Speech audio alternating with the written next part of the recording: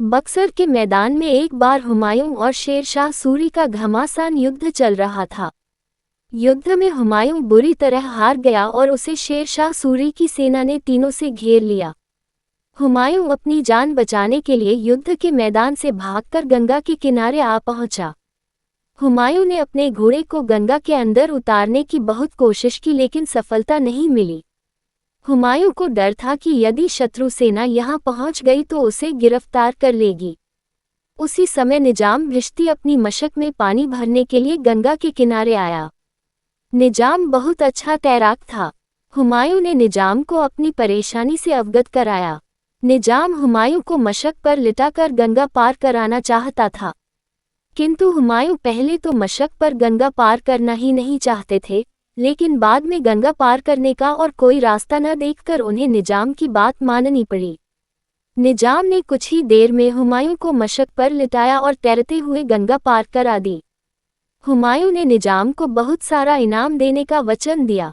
निजाम ने कहा, जहां पनाह, यदि आप मुझे कुछ देना चाहते हैं तो 2.5 दिन की बादशाहत दे दीजिए। हुमायूं ने भिश्ती की बात मान ली और उसे 2.5 दिन की बादशाहत देने का ऐलान कर दिया। हुमायूं ने शाही हज्जाम से निजाम भिश्ती के बाल कटवाए, शाही कपड़े पहनाकर राजगद्दी पर बैठा दिया। हुमायूं ने दरबारियों से कहा, आज से ये बादशाह हैं और इन्हीं के हुक्म का पालन किया जाए। इतना कहकर हुमायूं वहां से चले गए। जब हुमायूं चले गए तो निजाम बादशाह ने वजीर से कहा, मैं टकसाल जाना चाहता हूँ। वजीर निजाम बादशाह को टकसाल ले गया, जहां सिक्के बनते थे। उन्होंने तुरंत टकसाल में बनने वाले सिक्कों पर रोक लगा दी और चमड़े के सिक्के बनाने का काम तेजी से शुरू हो गया। दिन रात चमड़े के सिक्के बनने लगे। निजाम बादशाह ने खजांची को हुक्म दिया कि पुराने सभी सिक्कों को खजाने में डाल दिया जाए। सभी लेन देन चमड़ों के सिक्कों से करने का आदेश जारी कर दिया।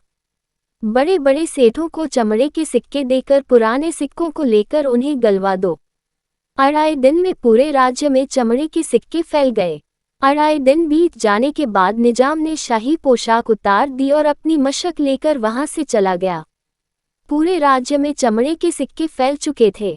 जिसके हाथ में भी वह चमड़े का सिक्का जाता, वही कहता, यह 2.5 दिन की बादशाहत का कमाल है। शिक्षा, इस कहानी से हमें ये शिक्षा मिलती है कि यदि बादशाह, व्यवस्थापक चाहे तो एक दिन में ही पूरे राज्य की व्यवस्था बदल सकता है।